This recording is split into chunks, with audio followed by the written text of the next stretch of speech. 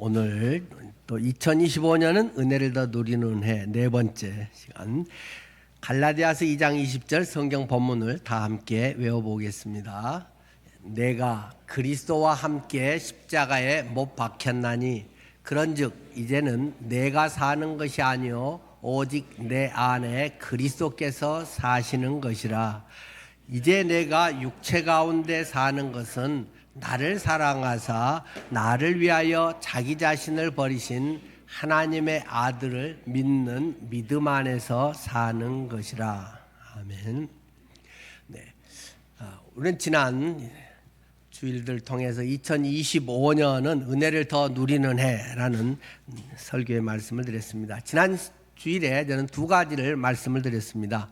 첫 번째로 나는 아무것도 할 수 없다라는 말씀을 드렸죠. 성경에는 복음에 대한 여러 참 값진 구절들이 많이 있습니다만은 요한복음 3장 16절을 비롯해서 복음에 대한 것에서도 정말 그 내용에 있어서 정말로 값진 구절에 한 5개를 꼽으라 한다면 그 중에 빠지지 않고 이 갈라디아서 2장 20절 말씀이 들어갈 것입니다. 아마 대부분의 복음을 전하는 복음에 대해 아는 분들은 그렇게 꼽지 않을까 싶습니다. 내가 그리스도와 함께 십자가에 못 박혔나니. 우리의 복음은 여기에서 시작되어야 한다는 것입니다. 우리가 여러 상황과 관계에 의해서 교회 출석은 할 수 있지만 나와 예수님이 1대1로 딱 만날 수 있는 구체적인 출발점, 그것은 내가 죄인이라고 하는 점입니다. 하나님 앞에서 내가 어떤 존재인가를 발견해야 비로소 예수님을 믿든가 말든가 이제 하게 되는 것입니다. 하나님의 빛 앞에 서면 전에는 좀 괜찮았던 것 같은 내가 죄인이구나. 그래도 남 정도는 된다고 생각했는데 내가 참으로 큰 죄인이구나. 내가 다 들통나지 않아서 그렇지 내 속에 있는 위선적인 거고 음란한 거고 돈 밝히는 것이며 여러 가지 남을 무시하는 것이며 수많은 것들이 누구보다도 못된 사람이구나 하는 것을 하나님의 빛 가운데서 발견하게 된다는 것입니다. 여기에서 복음은 비로소 출발이 됩니다.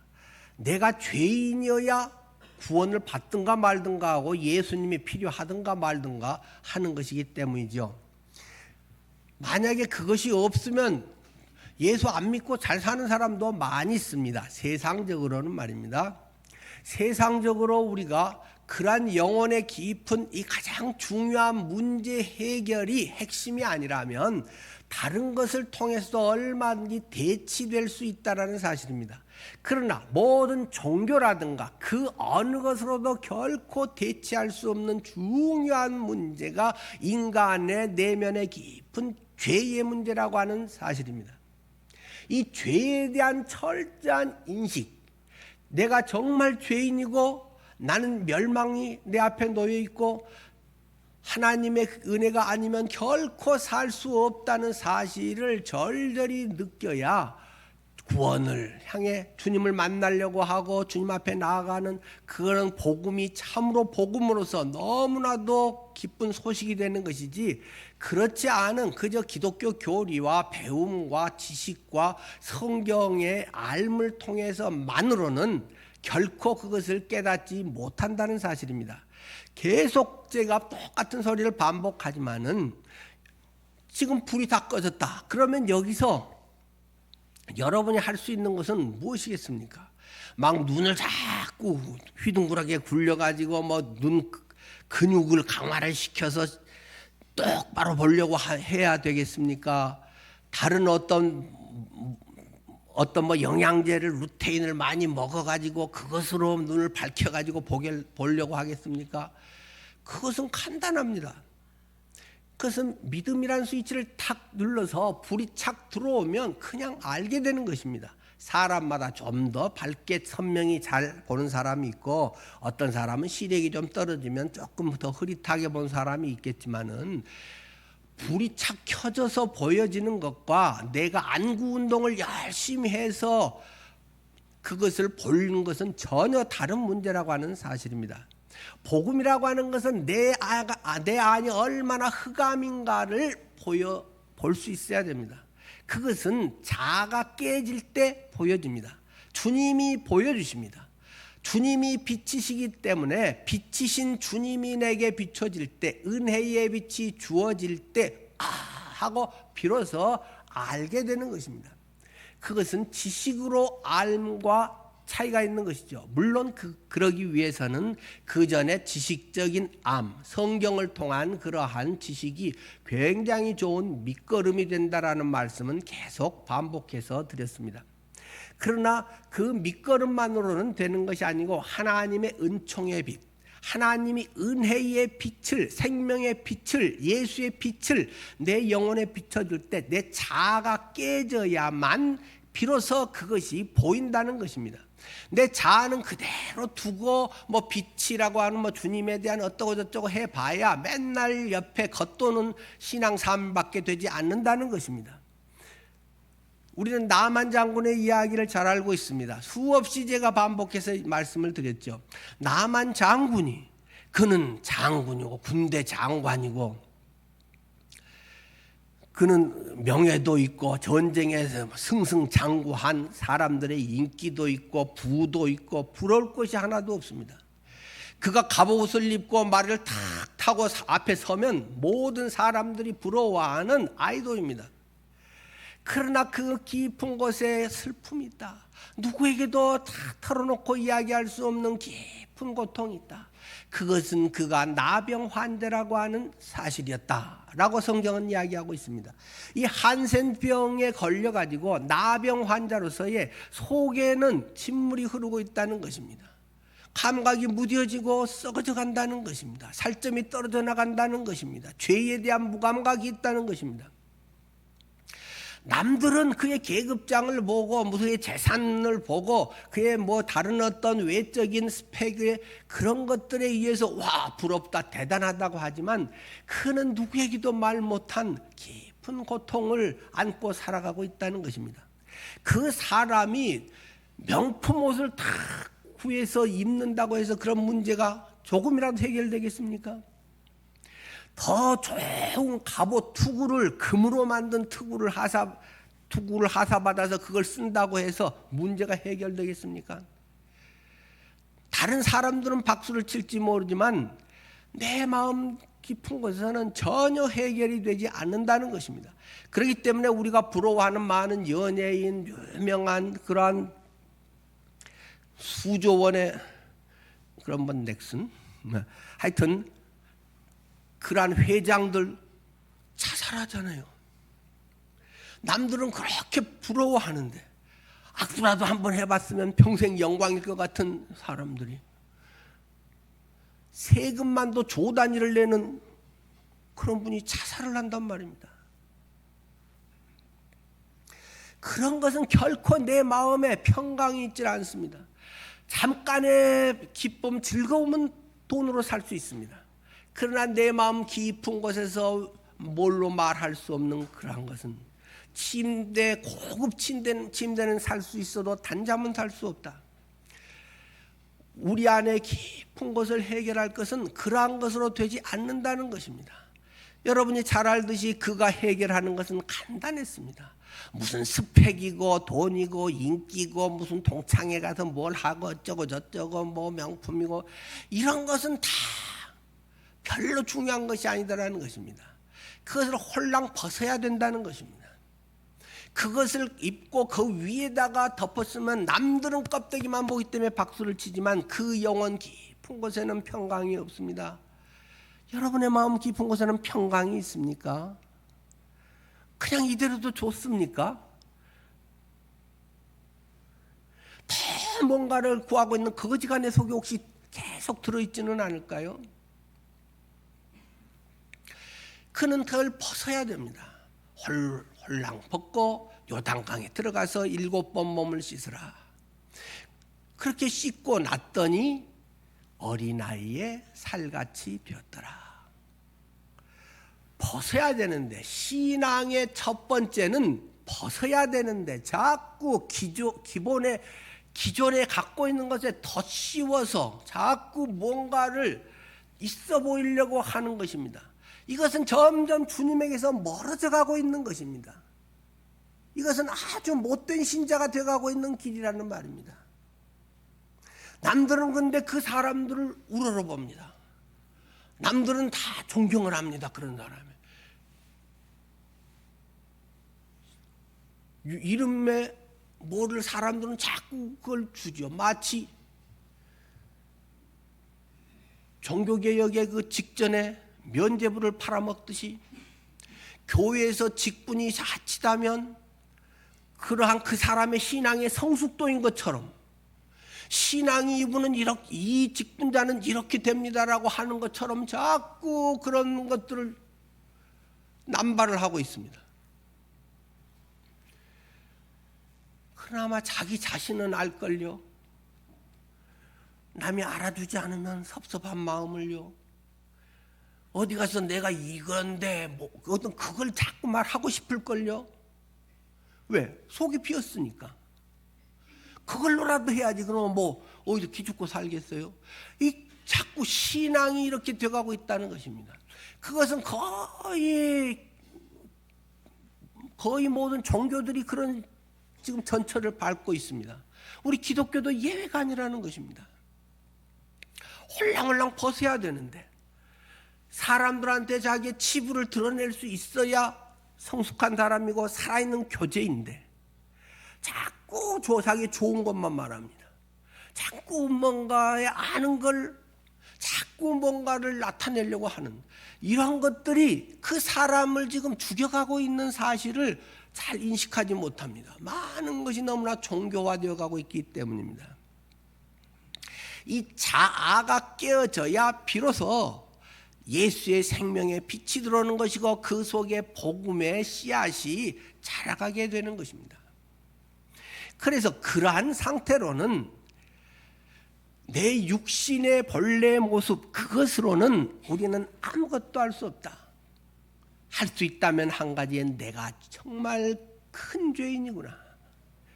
남보다 조금 더 낫지 않는 악질 죄인이구나 하는 것이 발견되는 것이 은혜인 것입니다.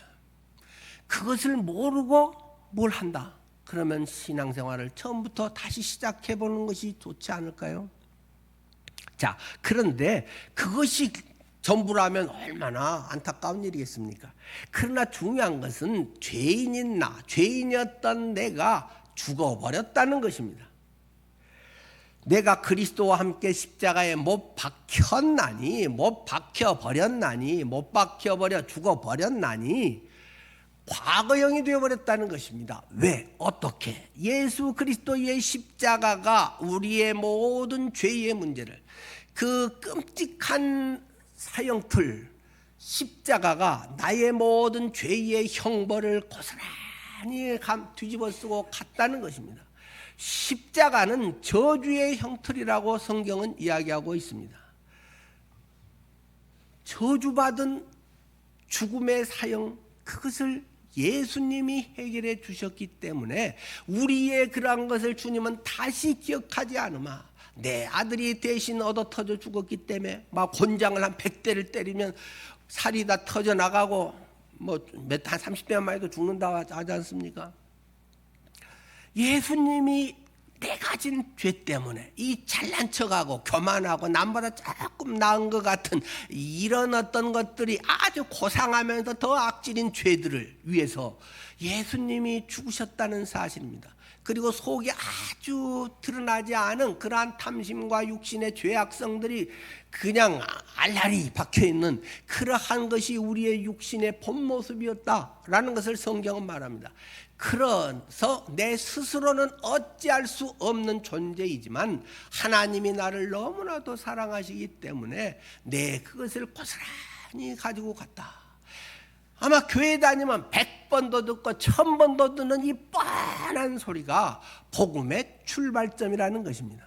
많은 사람이 이것을 근데 내 것으로 별로 받아들이지 않고 지나가는 경우들이 허다하다는 것입니다. 신앙 초보 때 이야기야 라고만 생각하고 본인은 그 뒤로 또다시 그러한 정욕적인 육신적인 그런 것을 그 속에 또다시 키워가고 있다는 것입니다.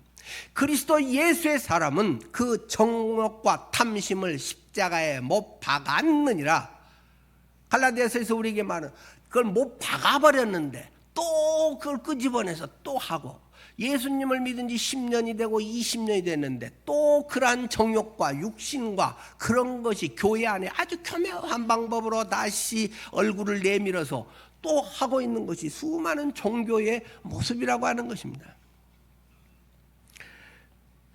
예수님의 십자가는 우리의 율법의 모든 것을 완전히 요구를 끝내버렸다. 예수님의 십자가를 통해서 율법은 성취되어 버렸다, 완성됐다라고 우리에게 이야기하고 있습니다. 그런데도 많은 사람은 율법이라고 하는 단어는 아주 예민하고 율법 그거 못 봤지 아주 다 알지만, 오래될수록 다시 율법으로 돌아가 있는 사람들이 너무 흔하다는 것입니다. 다시 율법적인 삶을 살고 있으면서 나는 성숙하다고 생각하는 사람이 교회 안에는 허다하다는 것입니다. 그러나 종교적으로 보면 아마 그리스도교를 믿는 사람들보다 타종교인들이 그런 건 훨씬 잘하지 않을까 싶습니다. 무슬림들은 얼마나 그런 걸 잘하는지요. 그런 형식과 이러한 방법들에 대해서 무슬림들은 철저합니다. 여러분 오늘 들어오실 때 저기 세면장에 가서 손 씻고 오셨습니까? 발도 씻으셨나요?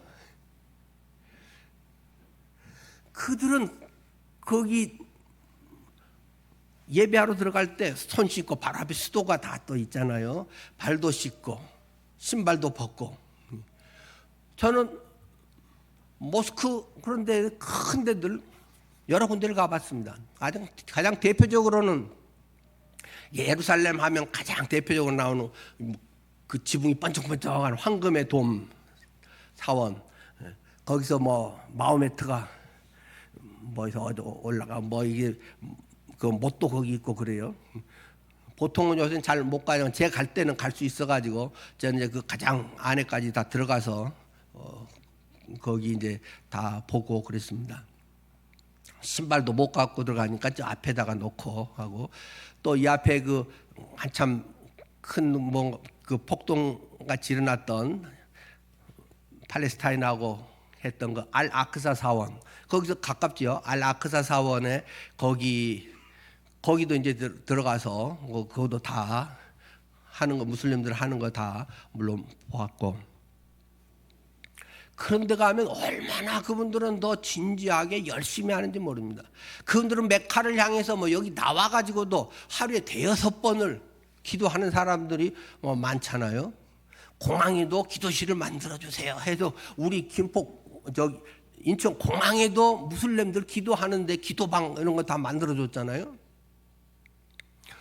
그들은 나와서도 얼마나 철저하게 기도 방석 깔아놓고 갖고 다니면서도 하고 얼마나 철저하게 신앙생활을 하는지 모릅니다. 그러나 우리가 믿고 경험하고 살아가는 이 복음은 전혀 다르다는 것입니다. 예수 그리스도께서 그 모든 것을 완전하게 100% 이루어 놓으셨다. 사람들은 뭐 50%, 뭐 70%, 자리야 80% 어쩌고 저쩌고 뭐 할지 모르지만 99%도 안 되는 것이다. 늘 이야기하듯이 사나운 개를 묶어놨는데 고리가 100개가 있는데 99개가 멀쩡해도 그 중에 쇠고리 하나가 깨지면 개는 도망가 버린다. 99개, 100개가 깨지나 1개가 깨지나 그 개를 묶어놓을 수가 없는 것이다. 율법은 그런 것이다. 1개라도 죄를 지면 죄인인 것이다. 율법은 우리에게 아주 명확하게 말씀하고 있습니다. 그런데 많은 사람은 예수 믿고 또 율법으로 돌아가서 살려고 한다는 것입니다. 그것을 이제 지금 깨주는 책이 내게 임하신 하나님 은혜라고 하는 책이잖아요. 번역이 좀 시원찮았고 아쉬운 점이 있습니다만은 그래도 전체적인 흐름을 두 번째 보시니까 아마 그래도 훨씬 나을 거예요. 그 여러분들이 제게 이 책에 정말 좋습니다. 이 책 통해서 이거 많이 깨달았습니다 하고 개인적으로 카톡을 보내오신 분들이랑 또 만나서도 제게 직접 이야기하시는 분들이 여러분들 계셔서 참 감사합니다. 목사님 이 책 선택해 주셔서 감사합니다 하고 막 저를 찾아오신 우리 여집사님 계셨죠. 하여튼 여러분들이 그냥 내 개념적인 그런 종교적 삶이 아니라 예수 그리스도의 빛이 내 안에 들어와서 그리스도가 내 안에 있다는 사실은 엄청난 변화다 하는 사실을 깨닫게 된다는 것입니다. 예수 그리스도가 이제 내 안에 들어왔다. 그래서 아까 지난번에 두 번째 얘기한 것은 나는 모든 것을 할 수 있다 라는 말씀을 드렸죠. 나는 아무것도 할 수 없는 죄인이었지만 나는 이제는 모든 것을 할 수 있는 주님의 자녀가 됐다는 것이죠. 왜? 어떻게 해서? 내 안에 그리스도가 계시기 때문이다. 부활하신 예수 그리스도, 거룩하신 부활의 영 예수 그리스도, 성령이 내 안에 계시기 때문에 성령이 그분의 능력을 내 몸을 통해서 나타내심으로 말미암아 하나님의 나라, 하나님의 영광, 하나님을 영화롭게 하는 그런 삶을 살게 해주시는 것이다. 성령은 손이 없다, 팔이 없다, 성령은 돈이 없다. 니를 통해서 주님은 그 일을 이루신다. 네 안에 성령이 있어서 너는 성령의 전인 줄을 알지 못하느냐?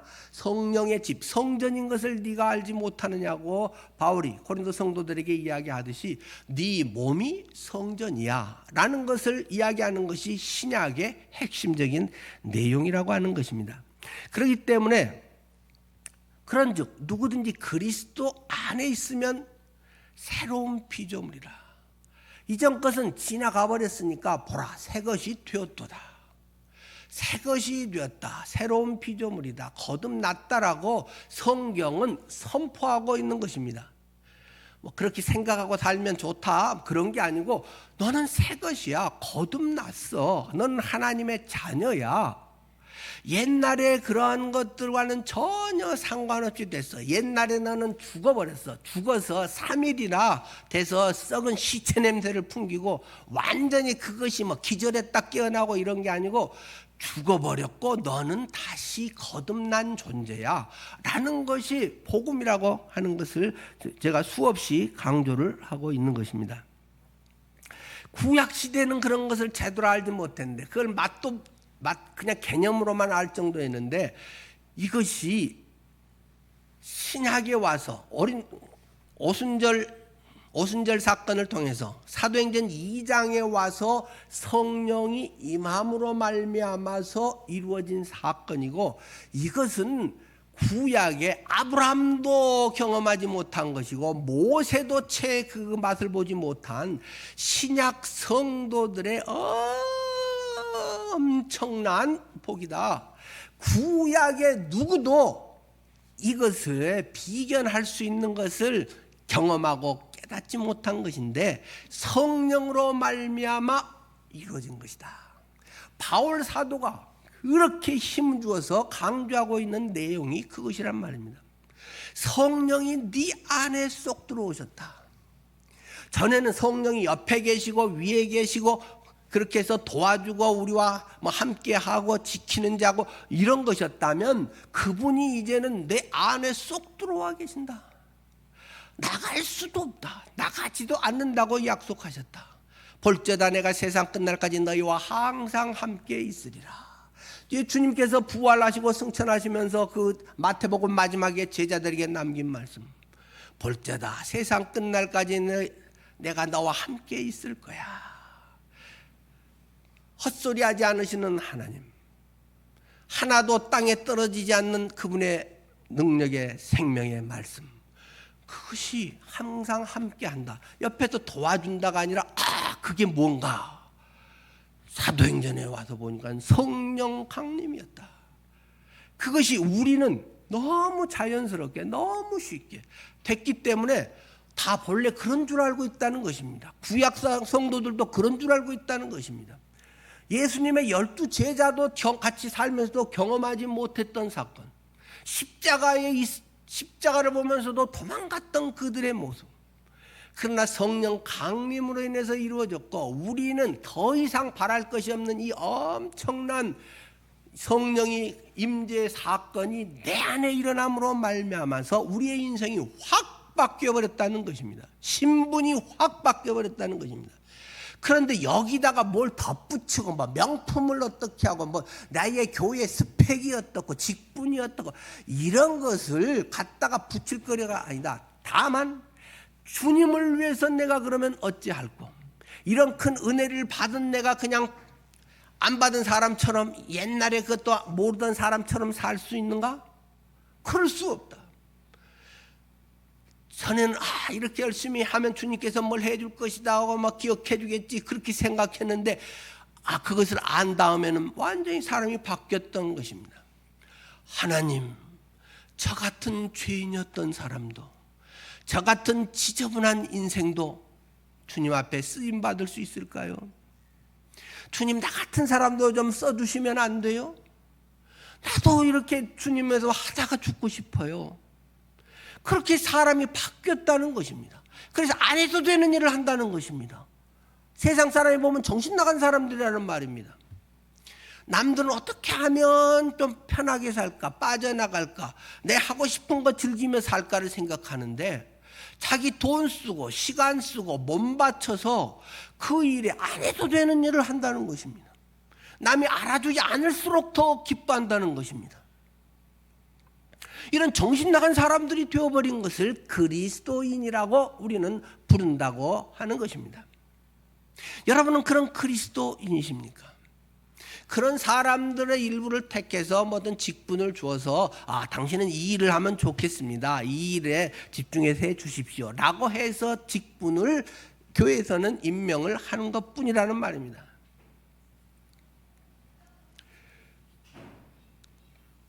우리가 주님 안에서의 그러한 직분과 이런 것은 다 은사다. 성경에는 다 은사라고 신약시대에 우리에게는 이야기한다는 것입니다. 이 일을 하라고 주신 것이다. 그래서 나는 주어진 기간 동안에 열심히, 여러분은 늘푸른교회에 속한 동안에는 늘푸른교회 안 중심으로 해서 또 두루두루 열심히, 또 하나님께서 어디로 옮기시면 또 그곳에 가서 선교사로 가면 선교사 선교지에서 그렇게 사시는 것이고, 온전히 그리스도를 영화롭게 하는 삶이 나의 인생이다. 그럴 때 진짜 기쁘다는 것을 경험한다는 것입니다. 옛날 같으면 그게 손해본다고 생각을 했습니다. 나는 안 하는데 나만 왜 이렇게 하나? 그렇게 더 율법적인 그런 삶 가운데 있을 때는 그것이 부담이 되고 또 안 알아주면 서운한 것이, 하나님 나 같은 거를 써줘요? 나 같은 게 그런 무슨 자격이 있어요? 하고는 주님 앞에서 쓰임받는 것이 기쁘다가 그냥 천국 간다는 것입니다. 선교지에서 부르면 선교지에서 가는 것이고, 이곳에 부르면 이곳에 가는 것이고, 그러는 것이지 다른 무언 보장은 없습니다. 천국에서의 보장이 있겠죠. 자꾸 우리는 이 세상에서의 뭘 기대하기 때문에 사람들에게 섭섭마귀가 자꾸 흔들면 우리들의 마음이 힘들어진다는 것입니다. 저는 스포츠 보기를 좋아합니다. 저는 격투기는 잘합니다. 그런데 뭐 태권도, 합기도 이런 거 이제 격투기는 잘하지만 저는 구기는 그냥 보통 그렇습니다. 그런데 요새는 축구도 보고 야구도 보고, 전에는 축구만 봤는데 이제 그 최강 야구 이후로 김성근 감독의 그거에서 야구를 즐긴다고기보다는 80대 그 노인이 감독이 돼서 현역으로 어쨌든 그 하는 것을 보면서 나는 저 나이에 어떻게 하고 있을까? 나는 어떻게 해야 하는 게 그리스도인다운 삶이지? 이제 그런 저는 이제 간접 설교를 사실은 듣는 것이죠. 그런데 거기에 예를 들어서 뭐 축구 후보까지 뭐 한 22명인가 뭐 이렇게 그 베스트 멤버들 뽑잖아요. 그 중에서 이제 11명 나가서 뛰고 나머지들은 이제 벤치에 앉아 있는단 말입니다. 벤치에 앉아 있는 사람들의 마음은 어떨까요? 야, 오늘도 여기서 편히 쉬네. 편히 쉬고 월급 받겠네. 그러면서 좋아할까요? 어떻게 보면 우리 팀은 꼭 이겨야 되지만 마음속에 내 포지션에 제가 다치거나 또는 뭐 어떻게 돼가지고 퇴장이라거나 잘 못해가지고 감독이 빼고 나 좀 넣어주지 않을까? 그래서 마음에 혹시라도 언제 내가 투입될지를 몰라서 뭐 기대하면서 보고 마음 준비를 하고 있지 않을까요? 감독이 너 준비해 들어가 그런데도 오늘은 그냥 쉴래요. 이런 선수가 어디 있겠습니까? 어떻게 하면 감독이 나를 좀 써줄까? 감독 눈이 어떻게 하면 들어가지고 나도 저 필드에서 다치더라도 태클을 당하고 뭐 몸싸움에서 부딪히고 그러면서도 씩씩거리고 막 숨차고 그러면서도 어떻게 하면 저 필드에서 좀 뛰어볼까? 벤치에 앉아있는 선수들의 전적인 바람은 그것입니다. 저는 그걸 보면서 우리 그리스도인의 삶이다. 하나님 앞에서 은혜 받은 사람의 삶의 모습이다. 저게 언제 하나님이 나 좀 써주실까? 여러분은 지금 어떠십니까? 필드에 뛰고 계신 분입니까? 벤치에 있는 분입니까? 저 관중석에 계시는 분입니까? 성령으로 말미암아 우리 안에 하나님은 능력을 주십니다. 나를 통해서 그것을 하게 하십니다. 계속 이야기하듯이 성령께서는 손이 없는 분입니다. 발이 없는 분입니다. 성령이면 돈이 없는 분입니다. 전능하시지만 하나님은 그분이 내 안에 들어와서 나를 통해서 하나님의 왕국을, 하나님의 영광을 나타내기 원하신다는 것입니다. 우리는 그 일에 기쁨으로 내 인생을 던져서 사는 것을 믿음의 삶이라고 이야기하는 것입니다. 그렇기 때문에 무릇 하나님께로부터 난 자마다 세상을 이기느니라. 세상을 이기는 승리는 이것이니 너희의 믿음이니라. 하나님의 약속의 말씀을 붙들고 믿음으로 살아가는 것이 그리스도인의 삶이다. 오직 의인은 믿음으로 말미암아 살리라. 종교개혁의 엄청난 모토가 됐던 구절, 루터의 인생을 바꿔버렸던 구절, 오직 의인은 믿음으로 말미암아 살리라. 너의 무엇이 아니라 주님이 이루어 놓으신, 주님이 내 안에 계신 주님의 그것을 내가 열심히 일해서 월급 받아가지고 그것을 아껴서 남을 돕고 남을 위해서 쓰고 복음을 위해서 살고 그런 것이 우리들의 삶이라고 하는 것입니다. 우리는 주님 안에 있으면 능치 못함이 없다. 내게 능력 주시는 자에서 내가 모든 걸 할 수 있다. 자, 그러면 우리는 올해 이 능력의 말씀을 체험할 수 있는 귀한 은혜가 있기를 간절히 바랍니다. 새해에 우리는 가장 중요하면서도 가장 어려운 일을 하려고 합니다. 전에도 좀 말씀을 드렸지만 오늘도 구체적 본격적으로 말씀을 드립니다. 그것은 가족 구원입니다. 가족 구원의 문제는 제일 중요하면서 사실 제일 어렵습니다. 자칫하면 관계 틀어질 것 같기도 하고 또 얘기하는데 또 하면 잔소리 되는 것 같기도 하고 굉장히 미묘한 것들이 같이 섞여 있는 것이 이 가족 구원의 문제입니다. 우리는 그러나 그리스도 안에서 주님의 능력으로 모든 걸 할 수 있다라고 이야기를 합니다. 그러면 주님이 원하고 나도 원하는 이 문제가 될 수 있다는 사실을 확신하며 나갈 필요가 있습니다. 올해는 하나님의 은혜를 입어서 우리가 수년째, 수십 년째 내놓은 가족 구원의 기도 제목이 이제는 간증이 되고 감사 제목으로 바뀌는 2025년이 되어야 한다는 것입니다. 이것을 위해서 돈 쓰고 시간 쓰고 몸 바치라고 강력히 여러분들에게 촉구를 합니다. 이것은 교회를 위해서 하라는 것도 아닙니다. 교회 바치라는 말 아닙니다. 목사를 위해서 하라는 것도 아닙니다. 내 가족을 위해서 오로지 해보자는 것입니다. 막연하게 기도 제목을 내놓고 기도해 주세요. 우리 부모님이 구원받게 해주세요. 우리 누가 구원받게 해주세요. 그것은 참으로 중요한 기도 제목입니다. 그러나 그것이 막연하게 그렇게만 한다면 10년, 20년이 흘러도 아마 둘 중에 하나가 될 것입니다. 그분들이 죽어서 떠나가든지 내가 죽어서 없어지든지 둘 중에 하나고 그냥 그대로 끝나고 말 것입니다. 홍보성으로 할 일도 아닙니다. 25년의 이벤트로 하는 것도 아닙니다. 몇 명을 우리가 이렇게 대상자로 해서 몇 명이 구원받고 몇 명이 어떻게 되고 하는 것을 굳이 따지려 하지 않습니다. 물론 필요하면 그런 것들도 뒷받침이 또 도움이 되기 때문에 봐가면서 보조적으로도 할 필요는 있다고 생각합니다. 며칠 전에 어느 책을 보는데 그 책의 소제목에 이런 제목이 있더라고요. 한 사람의 죽음이 100명의 죽음보다 슬프다. 한 사람의 죽음이 100명의 죽음보다 슬프다. 그런가요? 100명의 죽음이 슬프지 왜 한 명의 죽음이 슬플까요?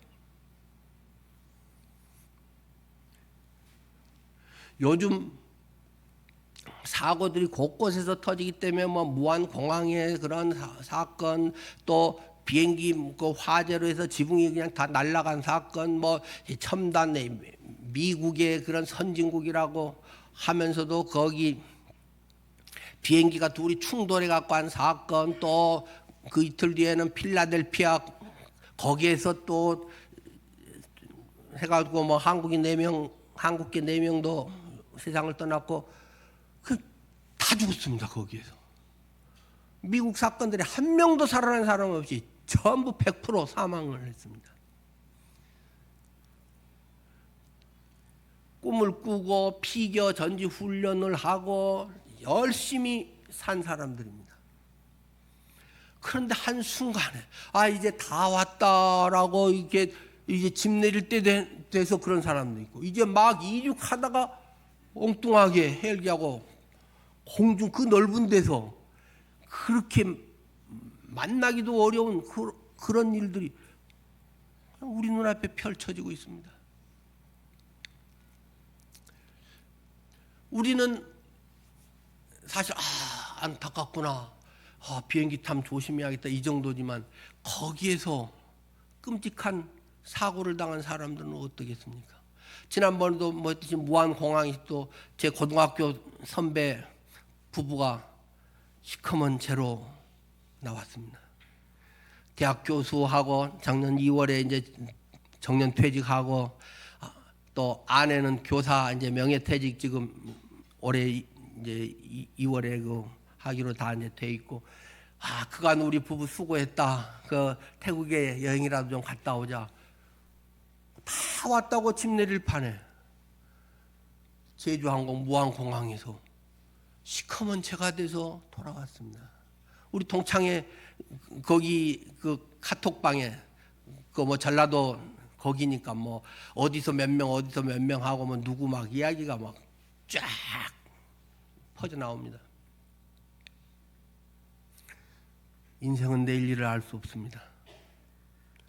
남의 100명 죽음보다 내 가족의 한 명이 가슴 절절히 트라우마와 엄청난 슬픔으로 다가옵니다. 한 명의 죽음이 100명의 죽음보다 슬프다. 내 어머니의 죽음, 한 사람 내 어머니의 죽음이 다른 수백 명, 지금까지의 내가 장례식에 참여했던 수백 명, 1000명 죽음보다 훨씬 내게는 중요한 것입니다. 모든 사람들의 영혼은 다 귀합니다. 우리는 흔히 이야기합니다. 한 영혼은 천하보다 귀하다.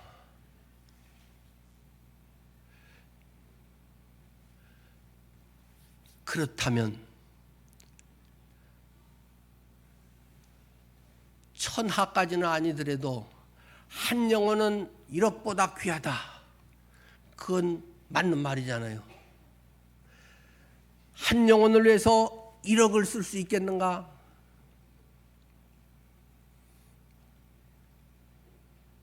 집을 사기 위해서 1억 대출은 누구라도 기꺼이 할 수 있는 상황이에요. 1억을 대출받아서 우리 가족의 누구를 구원하는데 결정적 도움이 된다면 1억을 대출내서라도 그분에게 쏟아부을 수 있는가? 우리 가족의 그분이 빚을 졌는데 내가 2억 대출을 받아서 갚아주면 그분이 너무 고마워서 믿을 것 같으면 2억을 대출받을 수 있겠는가? 한 영혼은 너무나 귀합니다. 그러나 개념상에 1억, 2억은 감이 안 올 수 있습니다. 그러나 적어도 올해 무리를 해봅시다. 우리가 10년, 20년 구원받지 못한 그들을 위해서 좀 무리를 해서 적어도 1,000만 원은 써봅시다. 교회 헌금하지 말고 그것을 1,000만 원을 말입니다.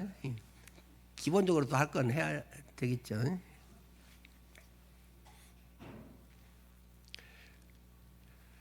구원받게 해주세요. 안타까워요. 구원받아야 돼요. 만약에 1,000만 원을 통해서도 그분이 이렇게 할 수 있다면 나도 여유가 없지만 빚내서라도 그 영혼을 구원을 위해서 할 수 있겠는가? 내 마음가짐이 그리 되는가 말입니다. 물론 그들이 나보다 잘 살면 굳이 돈 안 줘도 되겠죠. 다른 걸로 또 할 수 있겠죠.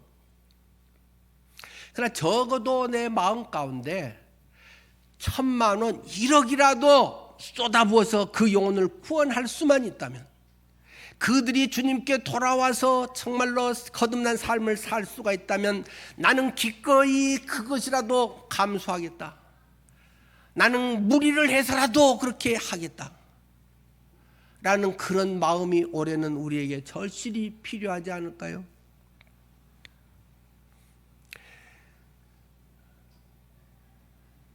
아마 우리 성도들 중에 기도 제목에 계속 올라오고 오랫동안 누구 구원을 위해서 하고 그 본인들의 마음은 얼마나 안타깝겠어요. 또 반복적으로 또 이야기하는 건 더 힘들겠죠. 이제 올해는 그것을 끝판을 냅시다. 끝장을 냅시다. 물론 하나님의 은혜로 불러주셔야 됩니다. 구원해 주셔야 됩니다. 그러나 은혜에 무조건 맡기지 말고 하나님이 내 안에 계신 성령님께서 안타까워하는 마음으로, 간절한 마음으로, 눈물의 마음으로, 때로는 금식의 기도로, 때로는 대출을 받아서라도 그 사람의 문제에 내가 해결해 줄 수 있다면, 그렇게라도 해서 그분이 주님께 돌아올 수만 있다면 그런 무리를 해보시라는 것입니다. 그 정도 각오도 없이 누구 구원받게 해주세요 이렇게 하면 틀림없이 10년, 20년 후에도 아무런 변화가 일어나지 않을 것입니다. 그것이 과거 지난 20년, 30년 동안 해온 결과가 지금의 모습이기 때문입니다.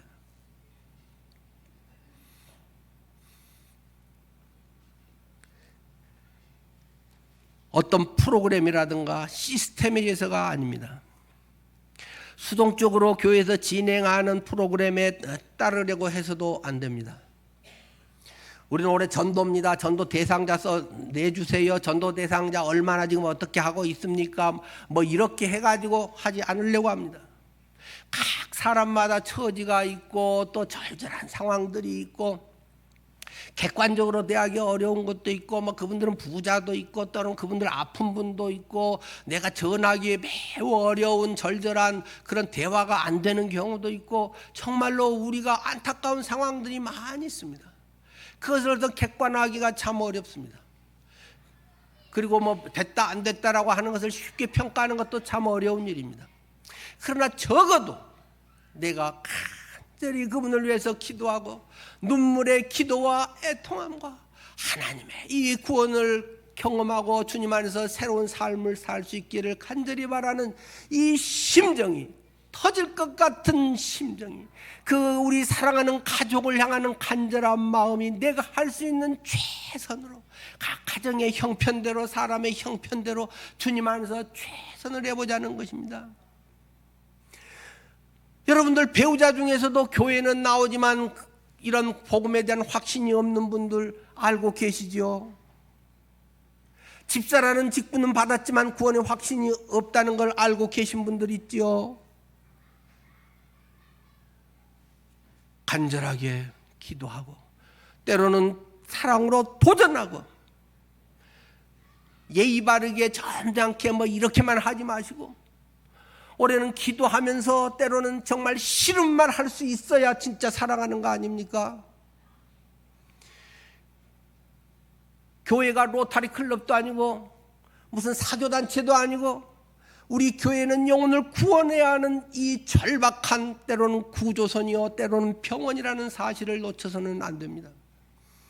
자기 위안을 받고 내 마음의 평안과 괜찮다고, 사랑하는 내 딸내미가 복음이 없어서 그냥 겉도는 신앙생활을 하고 있는데, 사랑하는 내 아들이 계속 주님께 돌아오지 못하고 있는데, 적어도 그들이 주님에 대한 간절함이라도 가질 수 있도록 해야 되는 거 아닐까요?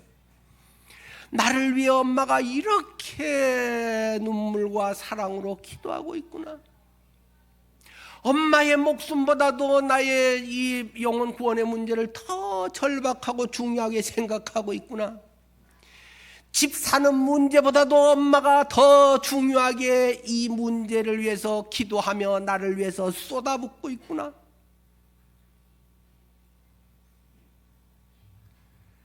자녀가 피부로 막 느끼게 해줄 수 있기를 바랍니다.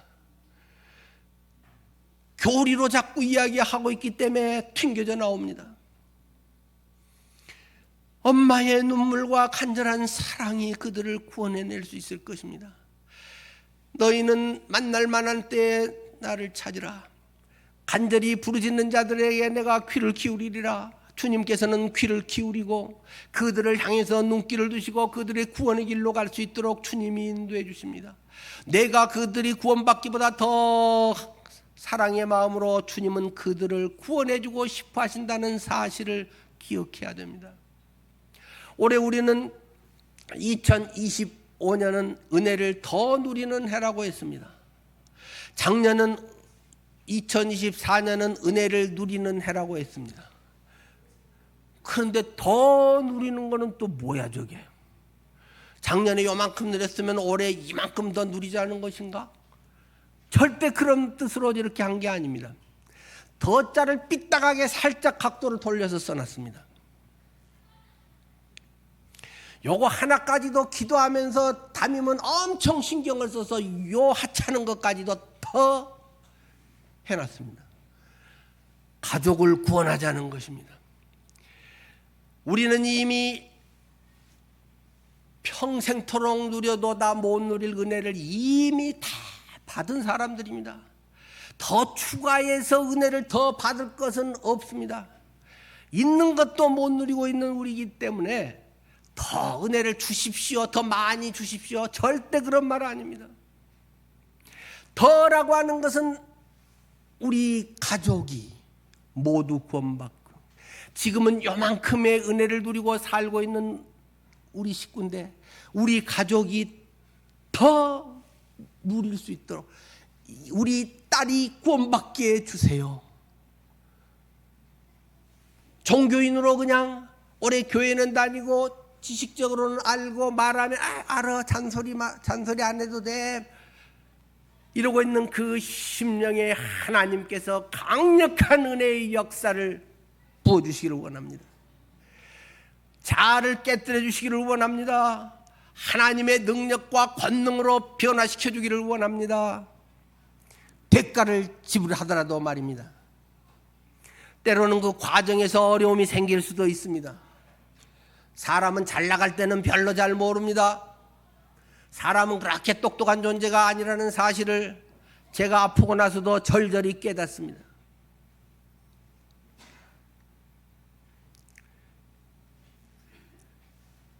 전에는 그저 그런 것으로 생각했는데 내가 막상 아파보면 전에 아무것도 아닌 일이 엄청 부담스러워집니다.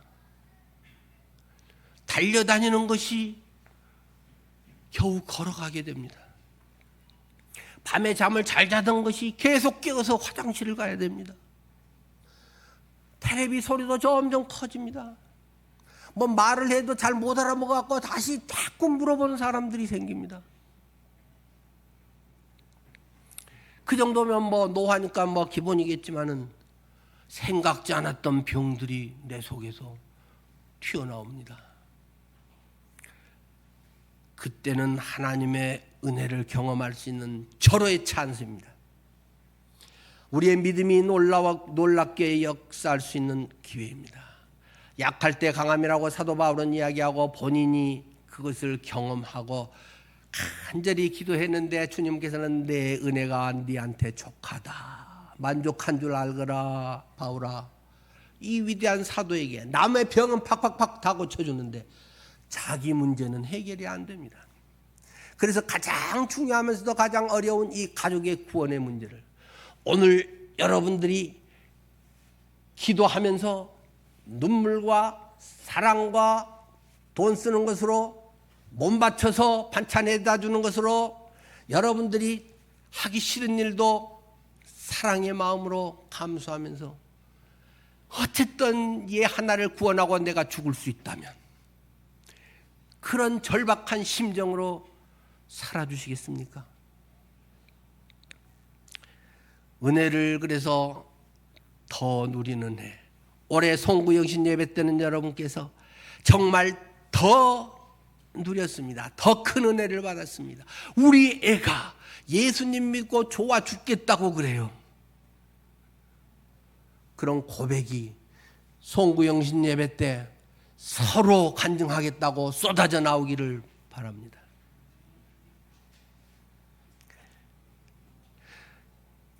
여러분들이 올해 그렇게 해보시겠습니까? 네.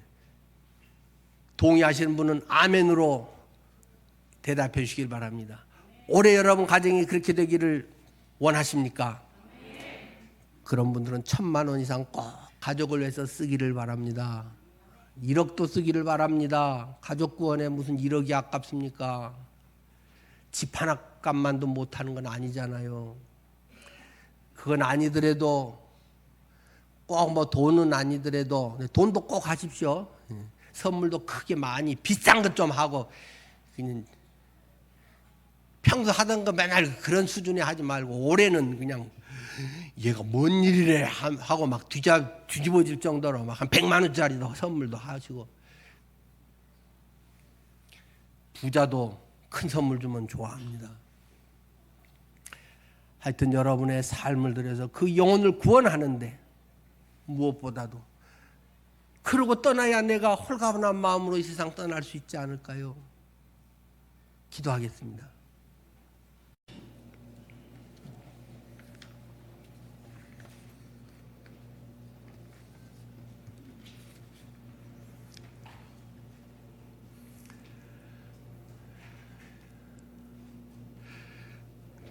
각 가정의 상황은 다 다를 것입니다. 그렇기 때문에 뭐 일방적으로 어떻게 말하는 것은 참 어려운 일이죠.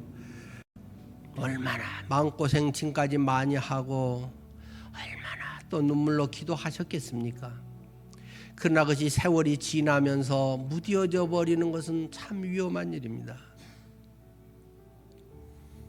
이것을 다시 불릴 듯 성령께서 일으켜 주시기를 원합니다. 내 마음속에 눈물의 편지, 정말 사랑의 마음이 어떻게든 전해질 수 있도록 여러분들께서 올해 가족 구원의 역사를 이루시기를 간절히 빕니다. 하나님 꼭 그렇게 되게 인도해 주십시오. 예수님 이름으로 기도드립니다.